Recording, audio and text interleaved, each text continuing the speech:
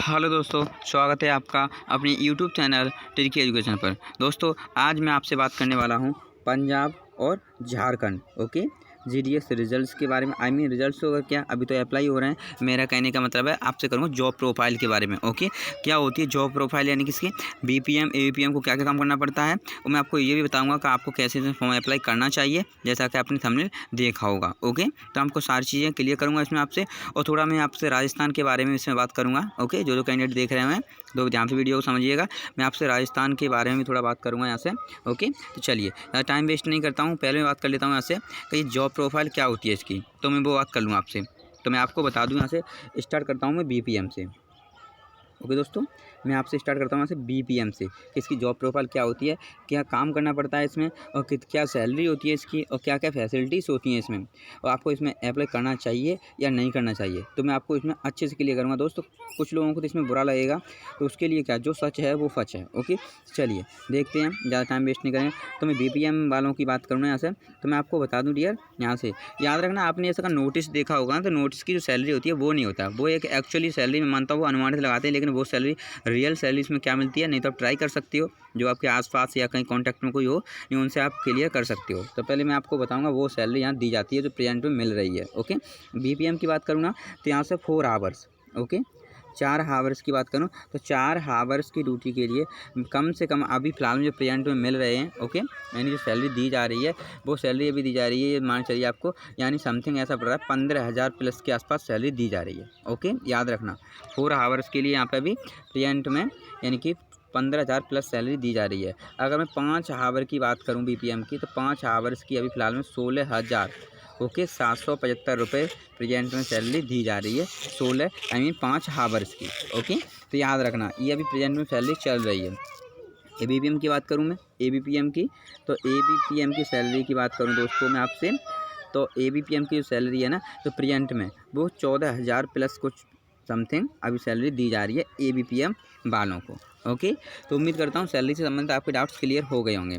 अब मैं बात करूँ काम क्या होता है। एबीपीएम वालों को क्या करना पड़ता है, तो मैं आपको बता दूँ कि इसमें 3 पोस्ट के लिए निकाले गए, आपको पता है बीपीएम, एबीपीएम और यानी कि डाकिया जो होते हैं ना, पोस्टमैन। डाकिया वाली पोस्ट होती हैं यानी कि उनकी। तो मैं आपको बता दूं कि यहाँ से पहले क्लियर करता हूँ मैं डाकिया की। तो डाक वाग वाले होते हैं ना, डाकिया होते हैं, उनका क्या काम होता है, उनका होता है यानी कि पोस्ट, जो हमारी जो आप समझ सकते हो, यानी कि जो लेटर आते हैं उन्हें प्रीपेड करना, बांटना। याद रखना, उन्हें आवंटित करना, गाँव में जाकर के सूचना होती है उन्हें वो आवंटित करना। और एबीपीएम की बात करूँ, एबीपीएम और बीपीएम उसमें डाकिया में कोई फ़र्क नहीं देखने को मिलता है। मैं आपको बता दूं कि उसके जस्ट बाद उनका काम जो होता है वो भी उन्हें करना पड़ता है। एबीपीएम वालों को भी यही काम सेम करना पड़ता है, इतनी वो नहीं होता है, लेकिन हाँ थोड़ा हल्का सा इसमें डिफरेंस होता है कि ज़्यादातर इन पर कोई इतना प्रेशर नहीं होता है, प्रॉपर्ली ये काम होता है बांटने का डाकिया का। लेकिन एबीपीएम के वाले क्या होते हैं, वो सहायक होते हैं, याद रखना।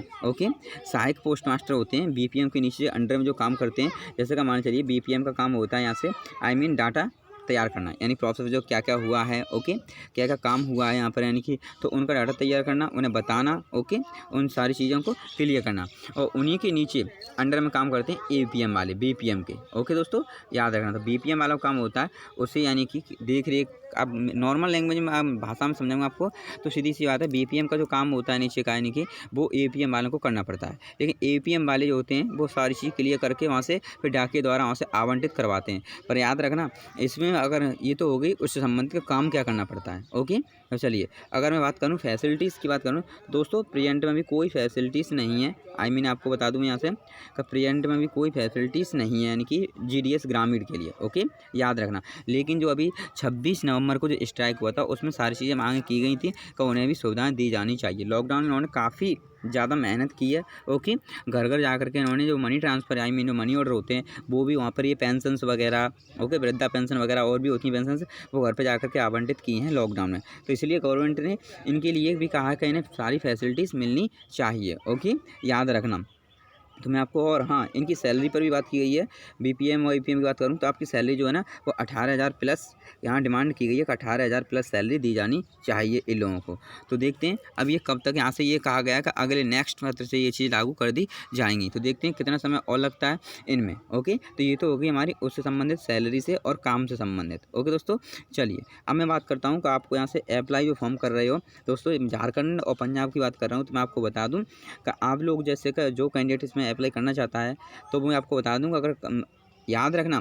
और हाँ, मैं आपको एक चीज़, अगर आप पढ़ने में थोड़े अच्छे हो जो भी है आपके हैं, तो मेरे हिसाब से आपको इसमें कोई ज़्यादा इंटरेस्ट नहीं दिखाना चाहिए। और हाँ, भर भी दोगे फॉर्म तो कोई हर्ज नहीं है, ना कोई इंटरव्यू है ना कोई टेस्ट है, तो सीधा सीधा कोई टाइम वेस्ट भी नहीं है इसमें। कहाँ टाइम वेस्ट है, ये तो आपके लिए बोनस होगा अगर आपका नंबर आ जाता है इसमें तो। ओके, लेकिन मैं आपको बता दूँ अगर अच्छी खासी आपकी वो है तो आपको SSC वगैरह होती हैं उनमें यहाँ पर मूव करना चाहिए। ओके, याद रखना इसमें कोई ज़्यादा वो नहीं है। मैं आपको बता दूँ यहाँ से कोई सैलरी भी लास्ट तक जब तक आप रिटायर्ड होगे तब 30-35 हज़ार के आसपास सैलरी इसकी रह पाएगी। ओके, याद रखना दोस्तों। तो ये तो होगी इसकी बात। ओके दोस्तों, अब मैं आपसे बात करूँ इसके बारे में, 1 मिनट दोस्तों, 1 मिनट। और हाँ, मैं आपसे बात करूँ इसमें कि आपको अप्लाई कहाँ से करना चाहिए। तो झारखंड और मैं पंजाब की बात कर रहा हूँ, तो यहाँ से मैं इन कैंडिडेटों को बता दूँ कि आप पहले से ज़्यादा जिनकी परसेंटेज कम है, याद रखना 85 है, 80 मतलब 80 और 90 के बीच में, तो उनको मैं बता दूँ कि आप पहले लोकल एरिया चुनिए। याद रखना आप में जो ग्रामीण एरिया होते हैं, ओके, उन्हें सेलेक्ट कीजिए। वहाँ क्या होता है कि कैंडिडेट्स वो बहुत ज़्यादा ही कम इंटरेस्ट दिखाते हैं। याद रखना लोकल एरियाओं से, ये हर बार हुआ है, लोकल एरिया उसके जैसे होती हैं तो उनकी मतलब कट ऑफ थोड़ी कम रहती है। याद रखना, तो मैं आपको बता दूँ आपको थोड़ी मेरिट में कम है और आपको बढ़ने के इंटरेस्ट आप इसमें, तो आपको आप लोकल एरिया सेलेक्ट कीजिए। ओके, और शहरी एरियाज़ को बहुत कम सेलेक्ट कीजिए, शहर के आसपास पड़ते हैं क्योंकि वहाँ ज़्यादा कैंडिडेट्स अप्लाई करते हैं। ओके, याद रखना। तो ये तो होगी इस संबंध का आपको अप्लाई कहाँ करना चाहिए। ओके, चलिए ये तो होगी हमारे पंजाब और झारखंड से संबंधित सारी चीज़ें यहाँ पे। अब मैं आपको बता दूँ यहाँ से कि आपके पास राजस्थान के लिए, तो राजस्थान वालों के लिए बता दूं मैं। तो दोस्तों राजस्थान वाले कैंडिडेट के लिए मैं आज खास करके ये प्रॉब्लम जो हुई है, आप प्रॉब्लम कुछ ही मान लीजिए। मैं आपको बता दूं आपका जो रिजल्ट है ना, याद रखना इसमें कुछ ना कुछ प्रॉब्लम क्रिएट होने वाली है, क्योंकि ये जो जानकारी मिली है ना तो उन्होंने बताया है। मेरी बात तो 1 मिनट, मेरी बात भी हुई थी और एक कैंडिडेट है उसके माध्यम से जानकारी मिली थी जो, ओके, तो उन्होंने मुझे बताया था कि सर मेरी बात हुई है वहाँ पर, तो उन्होंने बताया है कि रिजल्ट में कुछ डिले हो सकता है। तो मैं आपको बता दूँ डिले क्या, ये मान चलिए अभी उनके पास कम से कम 20-25 दिन है, आई मीन लास्ट महीने में, तो हो सकता है लास्ट महीने तक दे दें। और ये सुनने में तो आ रहा है कि प्रॉब्लम से कुछ क्रिएट, अब ये बात क्लियर तो नहीं हो पाया कि वो टेक्निकल इशू, तो मान नहीं सकता हूँ टेक्निकल इशू 1 दिन 2 दिन का चल सकता है। ओके, पर यही कहा है कि कुछ प्रॉब्लम्स हैं। प्रॉब्लम्स क्या मैं आपको बता दूँ, जैसे का GDS MP GDS में हुआ था ना, आई मीन धांधली बोल सकते हो। तो कुछ कैंडिडेट्स के यहाँ सिलेक्शन काफ़ी लोअर में हुए थे और काफ़ी हाई फाई कैंडिडेट वाले सिलेक्शन नहीं हुए थे यहाँ पर, तो वही चीज़ देखने को मिल रहा है। तो हो सकता है गवर्नमेंट इसी के उसमें लगी हुई है कि इसमें प्रॉब्लम्स क्रिएट ना हो, इसीलिए मैंने सुना है कि रीवेरिफिकेशन होने के ज़्यादा चांसेस इसमें दोबारा है। ओके, रीवेरिफिकेशन मैंने सुना है कि होने के चांसेस रहेंगे ज़्यादा। ओके दोस्तों, तो याद रखना यानी कि, तो ये चीज़ तो होगी राजस्थान से संबंधित। ओके, तो बस आज के लिए मुझे यही इन्फॉर्मेशन देना था दोस्तों। ओके, कट ऑफ से संबंधित अगर आपको देखना है तो आप जाकर के प्ले लिस्ट में देख सकते हो। ओके, वीडियोस पड़ी होंगी, चाहे पंजाब की हो चाहे झारखंड की हो, मैं सारी चीज़ में बना चुका हूँ। ओके, बस दोस्तों आज के लिए बस इतना ही, धन्यवाद।